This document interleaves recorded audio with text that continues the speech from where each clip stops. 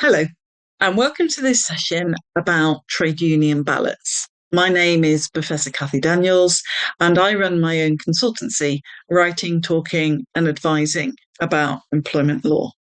Now, we're talking about trade union ballots, but what we're actually talking about is a very specific element of them, and it's the changes that have been brought about by the Employment Rights Act 2025, which have resulted in a new code of practice on electronic and workplace balloting for statutory trade union ballots being introduced.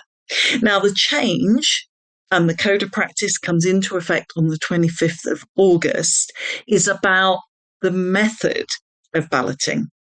So in our session today, we're not going through the different things that need to be put on the ballot paper and how many days notice there has to be if there's a ballot for industrial action and all those mechanics.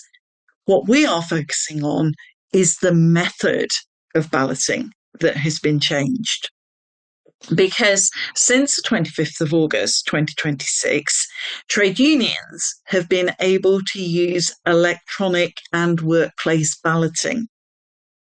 Previously, all ballots for trade union matters had to be postal.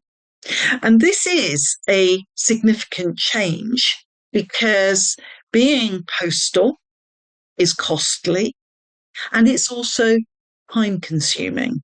So if you just think about it in the context of an industrial action ballot, you get to the stage where you've fallen out and the trade unions want to ballot for industrial action. They write the ballot paper, they give notice to the employer that there's going to be a ballot, and then prior to the 25th of August, their only option was to mail out to all the people that were eligible to take part in the industrial action, send them a ballot paper. So you've got to allow time for the post, time for somebody to open it, think about it, leave it on the kitchen table, come back to it. Oh, I do need to fill that in, fill it in, put it in an envelope, walk to the post box, and then for it to come back. And typically, 2 weeks would be allowed for that balloting process. And part of what that also did was just gave a little bit of space in the process of calling industrial action.